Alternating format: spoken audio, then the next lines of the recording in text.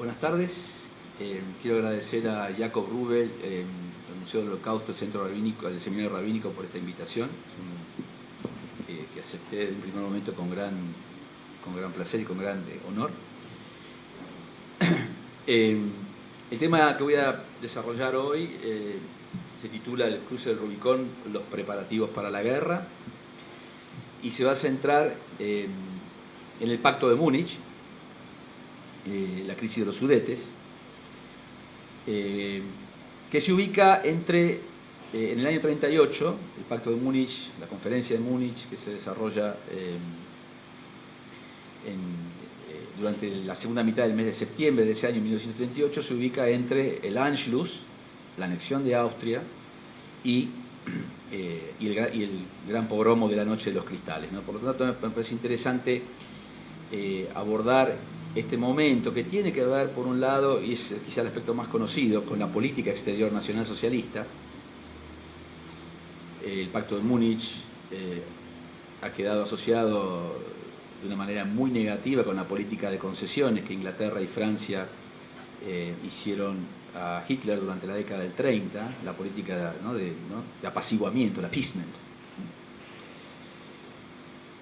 y cuya primera víctima fue Checoslovaquia, primera víctima exterior, ¿no? Fue Checoslovaquia. Ahora voy a hablar un poquito más de eso, ¿no? Los prolegómenos, ¿no? Y los resultados de esa conferencia, que tuvo como participantes a Italia, Mussolini, Hitler, Neville Chamberlain por Gran Bretaña y Edouard Daladier por Francia. No fue invitada a participar la nación que resultaría víctima, ¿no?, de los acuerdos que se realizaron en la capital de Baviera, en la ciudad de Múnich.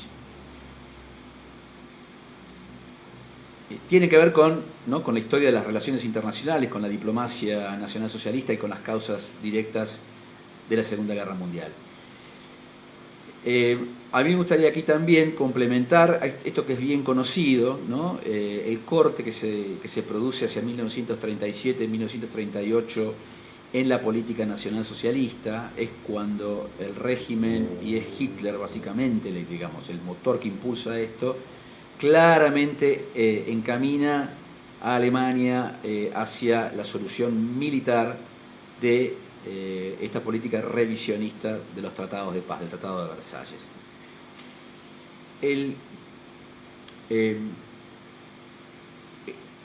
El hilo que yo quiero seguir acá y que busca conectar la política exterior con la política interna, porque hoy estamos conmemorando o estamos, ¿no?, reflexionando sobre la política antijudía, y por eso quiero tratar de hacer el esfuerzo de llevar un poco el Pacto de Múnich hacia el territorio de los desarrollos domésticos, ¿no?, de la política interna dentro de Alemania.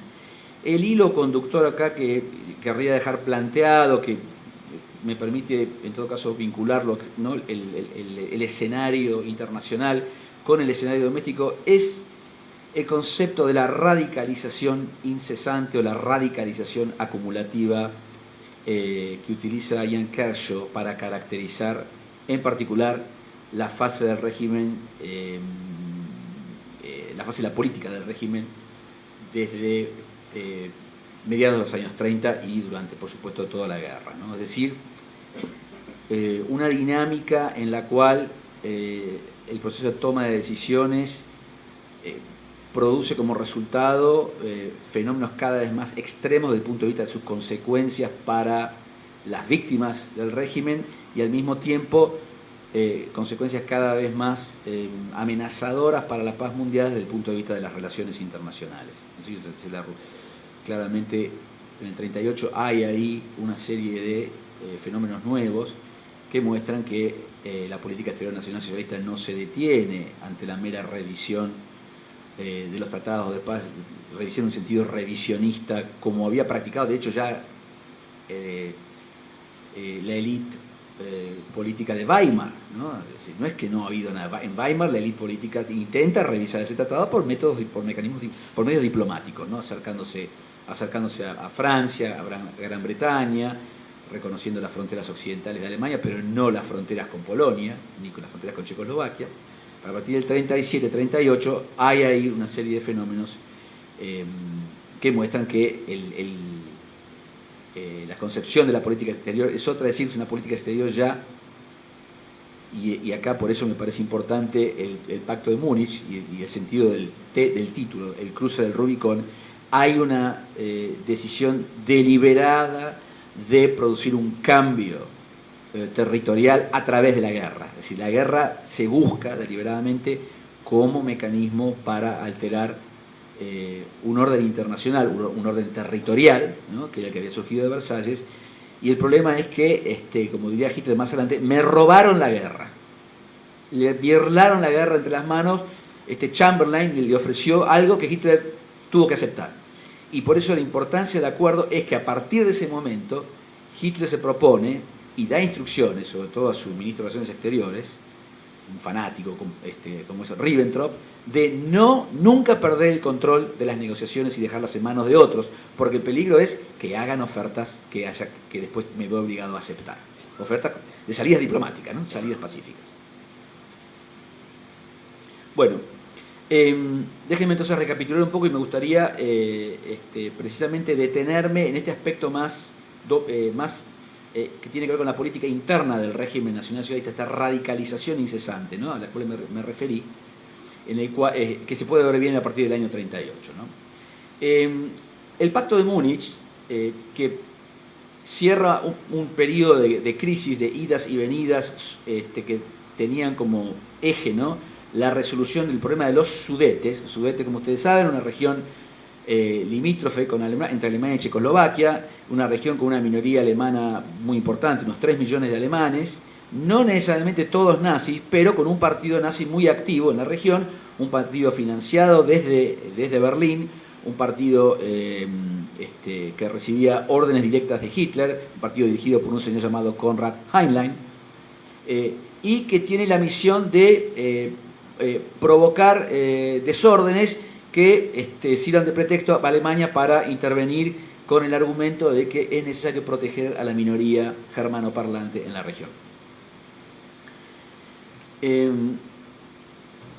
Bueno, para tener presente, ¿no?, el Pacto de Múnich se produce a fin del año 38, el año 39 es el año del estallido de la guerra, pero antes del estallido de la guerra, en marzo del 39, pocos meses después de los acuerdos de Múnich, Hitler desmembra Checoslovaquia, ¿no? Sí, destruye el resto de lo que quedaba del país una vez que el gobierno de Beneš había perdido los Sudetes. Bueno, ¿qué tienen en común estos desarrollos en política exterior con los cambios que se vienen produciendo en Alemania, dentro de Alemania, al mismo tiempo? Este proceso de radicalización, que uno lo puede entender en el plano de la política exterior como una política ahora que hace de la guerra el método para obtener una revisión de las fronteras, refleja por lo menos tres cosas. En primer lugar, el hecho de que Hitler ha obtenido un poder absoluto.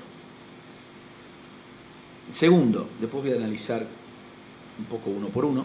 En segundo lugar, ese poder absoluto se ha acompañado del desplazamiento de la cúpula militar que estaba hasta ese momento, cúpula militar y ministerial, sobre todo en el Ministerio de Relaciones Exteriores. Hitler se deshace, ya de hecho desde antes de la crisis, se deshace de una serie de figuras de peso que ocupaban cargos importantes en la jefatura de las Fuerzas Armadas, el Ministerio de Defensa y el Ministerio de Relaciones Exteriores, y los va a reemplazar, este es el tercer punto, un reemplazo por funcionarios absolutamente leales a él.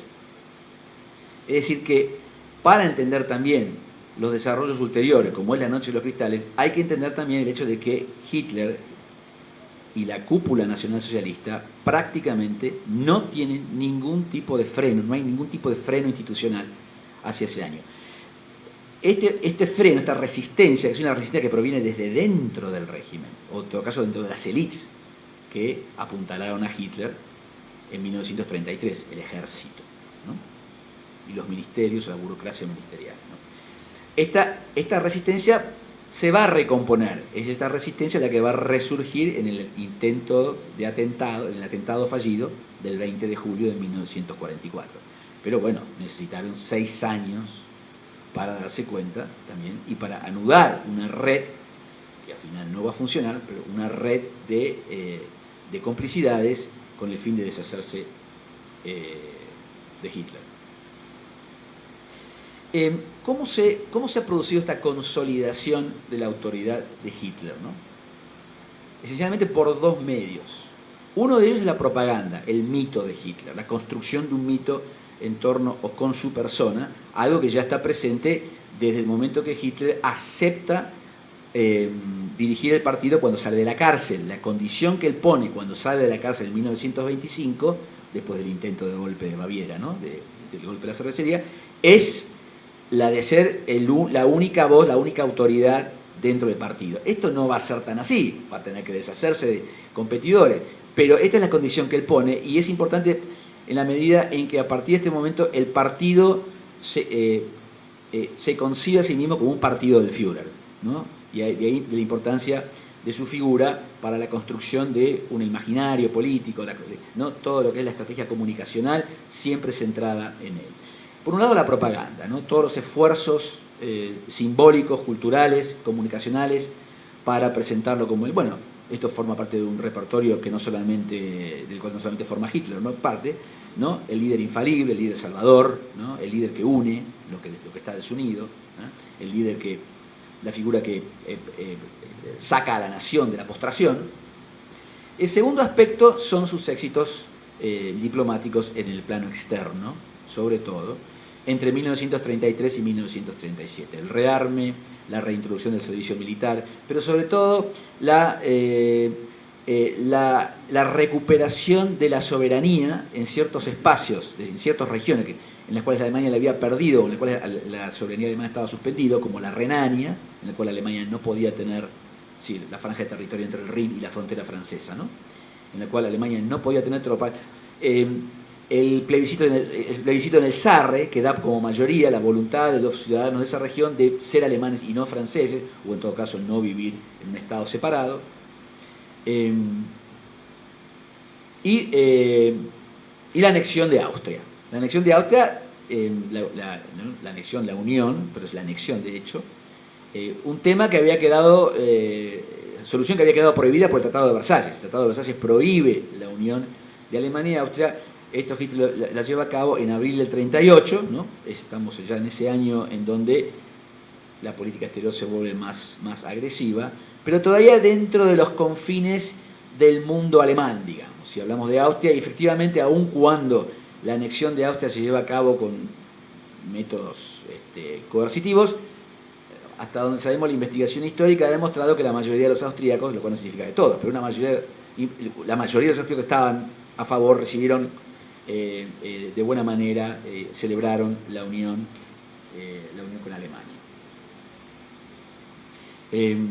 Digamos de paso que la anexión de Austria es un anticipo de la Noche de los Cristales, porque representa la acción antijudía más importante llevada a cabo hasta ese momento, más importante aún que la política antisemita practicada hasta ese momento en la misma Alemania. Austria sirve un poco como un laboratorio de represión, de persecución, que después se va a montar a una escala más grande entre la noche del 9 al 10 de noviembre, o comenzando la noche del 9 al 10 de noviembre de 1938.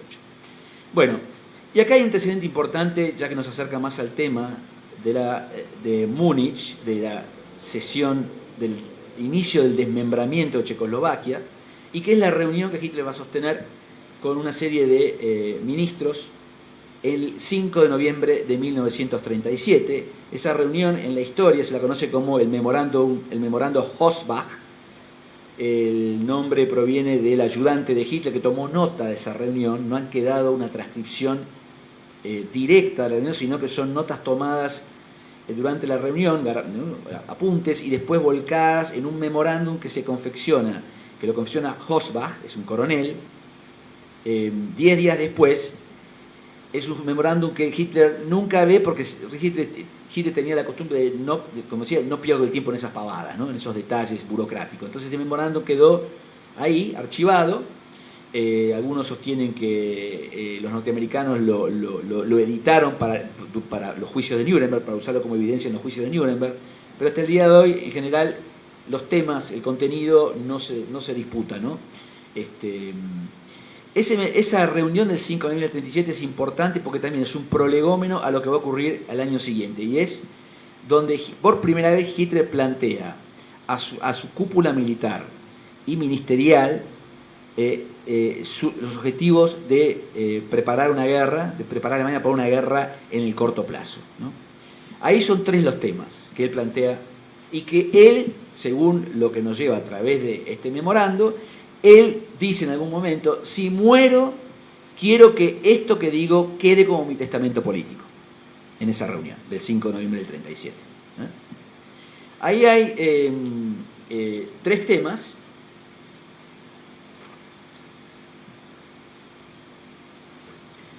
Tres temas que él desarrolla y que deja a más de uno sorprendido y asustado. Uno de ellos es la cuestión del espacio vital, el Lebensraum, ¿no?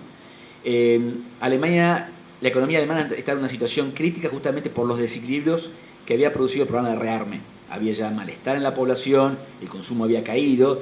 Tengamos presente que los sueldos en Alemania siempre se mantuvieron bajos en la Gran Depresión. Justamente eso es lo que le permite a Alemania remontar un poco la Gran Depresión. Los salarios han permanecido estancados, con un nivel muy bajo, además de las faltas de libertades sindicales, ¿no? Bueno, el programa de rearme, que se acelera a partir del 36 sobre todo, puso a la economía alemana en un aprieto. Falta de materia primas, ¿no? Falta de ciertos insumos estratégicos, y de ahí, ¿no?, la importancia de empezar a concebir una política exterior orientada a la consecución del Lebensraum, es decir, ese espacio vital que siempre ha estado en Europa centro-oriental, ¿no? Checoslovaquia es importante porque tiene importantísimos yacimientos minerales. Ahí están las fábricas Skoda, además, una fábrica de armas y de vehículos pesados, justamente en la región, en la zona de los Sudetes. El segundo tema es el cambio, el rol nuevo que adquiere Gran Bretaña en la mentalidad de Hitler. Hasta este momento, Hitler estaba convencido que se podía negociar un acuerdo, una distribución de zonas de influencia con Gran Bretaña. Esto que ya aparece en lo que se llamó el segundo libro, el libro del año 1928, un libro que recoge conversaciones que él ha tenido con su círculo más próximo, ¿no? A partir de la crisis que se suscita la crisis que suscita el rearme, el plan de rearme, ¿no? Inglaterra y Francia aparecen en sus referencias como naciones inspiradas por el odio hacia Alemania. Es decir, que acá ya el cambio en la relación entre Alemania y Gran Bretaña, como lo entiende Hitler, abre necesariamente la posibilidad de una guerra con Gran Bretaña, en la medida que son 2 naciones inspiradas por el odio. Hitler no le presta mucha atención a Francia, lo considera simplemente un vagón, el furgón de cola de Gran Bretaña. Francia va a hacer lo que haga Gran Bretaña, en sí misma no es muy importante, ¿no? Hitler ve en Gran Bretaña un obstáculo sistemático a su política de demanda, de revisión territorial y los acuerdos de paz, ¿no? Pese a que Gran Bretaña ha ido cediendo, ¿no?, desde muy temprano, aún así, ciertamente hay desde Londres ciertas objeciones a la forma, sobre todo, ¿no? Las exigencias demasiado ambiciosas que por momentos plantea. Sobre todo el programa de rearme, que no es secreto, ¿no? El tercer tema es la destrucción de Checoslovaquia. La decisión de destruir Checoslovaquia con una guerra. ¿Por qué Checoslovaquia? Por varios motivos. En primer lugar, está en la frontera con Alemania, es una aberración creada por los tratados de paz. Permítanme que les lea. Cinco nada más. Bueno, entonces no, lo leo después. la decisión de destruir Checoslovaquia como, ¿no? como, a través de una guerra, ¿no? La consecuencia de esta reunión de noviembre del 37 es la reestructuración del gabinete que hace Hitler, desplazando a la cúpula militar que había participado, que era el ministro de Defensa, el ministro de Defensa que es Werner von Blomberg, el ministro de Relaciones Exteriores, Konstantin von Neurath, y fíjense los dos apellidos aristocráticos, ¿no? Y el comandante superior supremo del ejército, Werner von Fritsch. Estas tres figuras que han estado desde el comienzo, ¿no? De hecho, Blomberg es el artífice del juramento de fidelidad al Führer. Es una figura que, digamos, que ha participado de la construcción de ese mito de Hitler. Estos tres personajes expresan fuertes reservas sobre todo el último punto, y es la decisión de ir a una guerra con Checoslovaquia, porque supone que una guerra con Checoslovaquia desataría una guerra general. La respuesta de esto es la separación de el desplazamiento de estas tres figuras, pero dos de ellas, ¿no?, a través de mecanismos que ofenden al ejército, sobre todo los dos militares, ¿no?, Blomberg y Fritsch. El primero porque se descubre al año siguiente, en el 38, que se casa, ¿no?, en la comienzo del 38, con una mujer que la policía descubre que había tenido antecedentes criminales, había sido prostituta, etc., ¿no? Hitler se siente extremadamente ofendido porque él participa en el casamiento. Göring es testigo, ¿no? Y de ahí se monta toda una campaña para obligarlo. Él se niega a renunciar, finalmente lo presionan. Göring amenaza con publicar todo en la prensa, ¿no?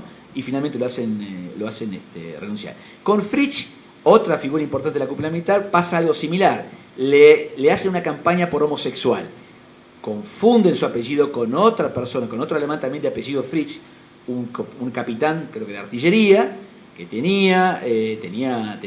era un homosexual, pero el encargado de difundir estas informaciones es Heinrich Heydrich, el jefe de la policía de seguridad de las SS, a sabiendas que la información, que la identidad está equivocada, difunde estas informaciones, lo complican, finalmente es obligado a renunciar. Después se descubre en un juicio que los testigos han aportado información falsa, pero no se lo rehabilita y muere Fritsch en la campaña contra Polonia. Bueno, y von Neurath, estos van a ser reemplazados, estas figuras van a ser reemplazadas por oficiales superiores leales a Hitler, y además Hitler realiza una reestructuración del ejército en el cual las Fuerzas Armadas ahora quedan todas supeditadas a algo nuevo que se llama el Comando Supremo de las Fuerzas Armadas, el Oberkommando Wehrmacht, que él controla directamente a través de un oficial incondicional del Wilhelm Keitel, que es uno de los que aparece ahí en el búnker, ¿no? Al final de la guerra son los que están hasta último momento con él. Es decir,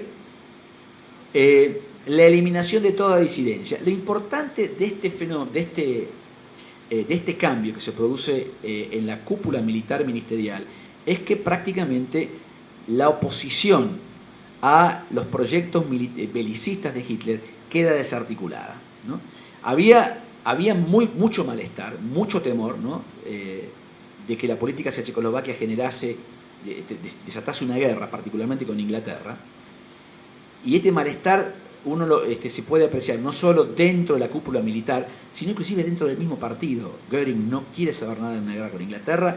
¿Por qué razón? Bueno, en parte porque compartía la visión de que se podía llegar a un arreglo con los ingleses. Racialmente los ingleses no están tan alejados, ¿no? Hay una admiración hacia Inglaterra, pero también porque todavía Alemania no ha completado el rearme. Ya están todos rearmándose. La cuestión ahora es quién termina el rearme más rápido. No es que Inglaterra y Francia no están rearmándose, pero en Francia el rearme se ve obstaculizado por el problema del Frente Popular y el conflicto entre la izquierda, el gobierno de izquierda, Leon Blum, y los sindicatos, ¿no? La semana de 8 horas, ¿no?, las huelgas, esto retrasan, demoran el rearme francés. Pero digamos, toda Europa se está rearmando. Y Alemania no ha terminado todavía ese proceso de rearme en el cual busca, ¿no?, la superioridad absoluta. Con esto entonces es en estas condiciones que se llega a la conferencia de Múnich, ¿no? La campaña de provocaciones llevada a cabo por los nazis en Checoslovaquia lleva a involucrarse a Londres, al gabinete dirigido por Neville Chamberlain, conservador, para buscar una salida diplomática. Chamberlain va varias veces, se reúne con Hitler primero en Berchtesgaden, en su refugio alpino, luego en Bad Godesberg, cerca de Bonn, tratando de llegar a un acuerdo, ¿no? Inglaterra, hay un pavor en toda Europa, incluso en Alemania, nadie quiere la guerra en Alemania, ¿no? La celebración, la popularidad de Hitler reside más bien en el hecho de evitar, ¿no?, una guerra, ¿no?, obtener triunfos diplomáticos sin una guerra. No es que hay un apoyo a la guerra, sino más bien un alivio que se expresa en este entusiasmo, en este júbilo que se le dispensa a Hitler en las calles, ¿no?, cuando sale, o en distintos acontecimientos de tipo histórico-político. Bueno, el problema ahí es que para sorpresa de Hitler y para furia de Hitler, todos ceden. Él suponía que las demandas que había puesto sobre la mesa, la cesión de los Sudetes, no iban a ser aceptadas, ¿no? Pero al mismo tiempo que Inglaterra no se involucraría en una guerra. Bueno, Chamberlain revuelve cielo y tierra para forzar, junto con Daladier, a los checos a aceptar esas demandas. Finalmente esto es lo que se acepta, pero lo interesante de esto es la furia. Mientras todos festejan, Hitler se consume en su propia furia, porque, como decía antes, ¿no?, siente que le han robado la guerra, quería destruir el Estado checoslovaco a través de la guerra, ¿no? Es decir, marcar ahí un corte a su círculo de asesores y al mismo tiempo a la opinión mundial, y esto fracasa, ¿no? La idea del preparativo de la guerra justamente es la lección que él saca de la crisis de Múnich, y es nunca más dejarse engañar, envolver, dejarse envolver en las estratagemas de los diplomáticos. Lo odia Chamberlain justamente, Chamberlain, que le ha concedido básicamente lo que él pedía, ¿no? Lo odia Chamberlain por justamente haberlo engatusado, haberlo enredado. ¿Con qué cosas? Bueno, Chamberlain se agarró de las exigencias concretas. Lo que dice Hitler a Ribbentrop es: no hay que hacer demandas concretas, hay que hacer demandas generales, de manera tal de siempre poder decir: nuestras demandas no han sido aceptadas. Y esto es lo que va a hacer él en 1939. Es decir, Múnich es la gran lección de no repetir esos errores. Como dice Hitler, no voy a repetir los errores cometidos en 1938. Quiero la guerra, y en ese sentido las demandas que se van a poner en el papel tienen que ser, en primer lugar, secretas, en segundo lugar, lo más vagas posibles, de manera tal de poder siempre empujar esa demanda original a otra más ambiciosa. ¿Sí? Muchas gracias.